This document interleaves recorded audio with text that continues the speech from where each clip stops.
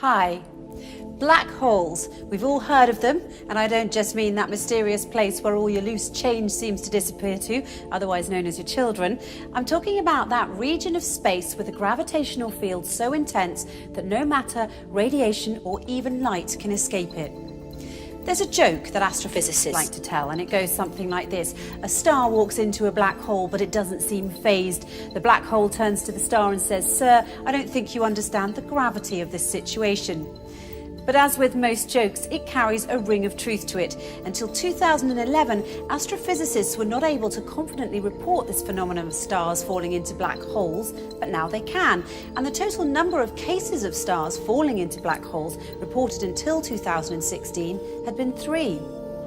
Interestingly enough, although it's not an astrology book, there's an entire chapter in the Quran called The Star, and the first verse of that chapter is, "By the star when it falls."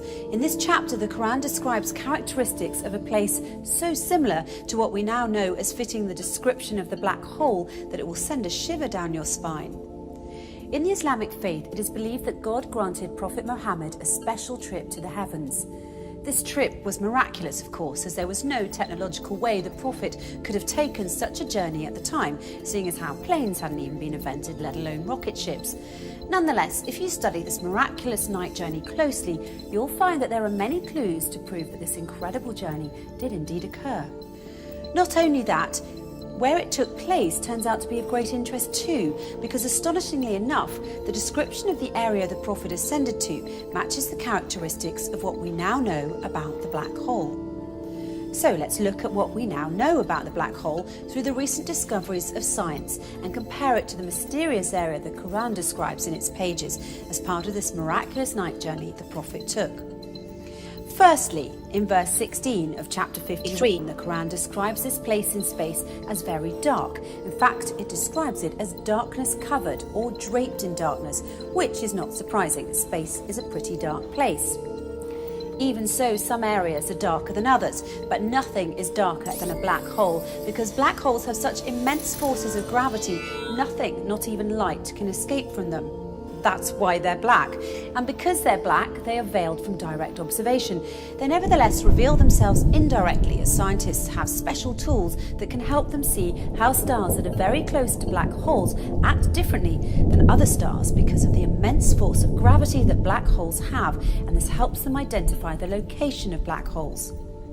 Secondly, according to the Quran, when ordinary people look at this dark area in space, they can't see it directly as their eyes bypass or surpass the boundary of this area, and they only see beyond it or around it. It's almost as if this area behaves as a lens. Science, it turns out, has a term for this. It's called gravitational lens. Let's take a closer look.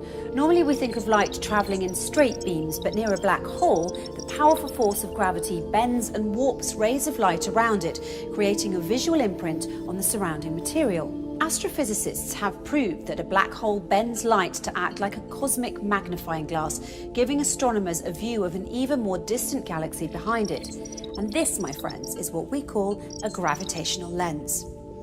However, the Quran brings our attention to an interesting fact regarding this matter in verse 17 of chapter 53, when it says, "The eyesight of the Prophet Muhammad did not swerve, nor did it pass beyond the boundary. He certainly saw it as one of the greatest signs of his Lord." Could this verse be alluding to the fact that the Prophet Muhammad actually visited the black hole and looked at it directly? Thirdly, the Quran describes this area's shape, wide at the top with sloping sides and a narrow tube at the bottom, almost funnel-shaped. In verse 14 of chapter 53, when it says, "By the finite jujube tree," it is likened to the shape of a jujube tree, which fits the same description as the one I just mentioned. A black hole makes such a deep dent in space-time, and that's why it appears to look like a funnel.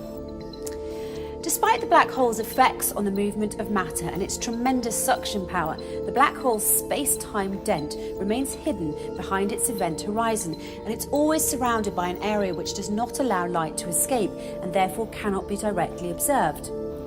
And fourthly, once again, in verse 14, chapter 53, by the finite jujube tree, the Quran reveals that this area is finite. So how does this claim stack up with the science? Until recently, it was assumed that black holes had such an infinite strength of gravitational field that occurs deep within them, ensuring that nothing, not even light, can ever escape them, and a trip into a black hole is a one-way journey. Once you cross the event horizon, the point at which light can't escape, there's no turning back.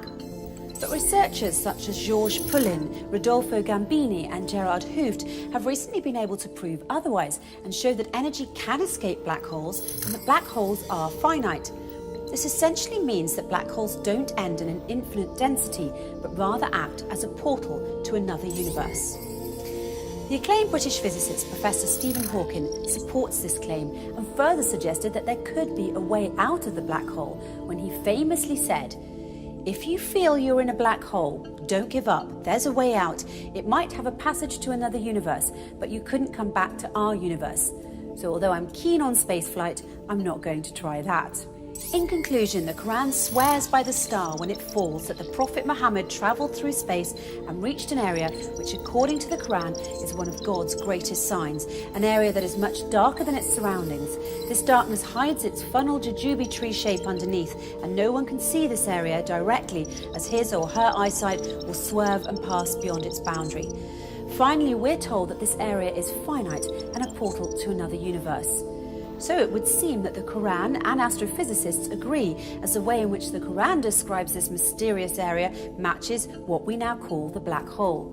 However, the Quran takes it one step further by asserting that it is, in fact, a portal to heaven, a claim which science has yet to prove. But if past experience is any indication, it's only a matter of time before science catches up to the scientific miracles already contained in the pages of the Quran.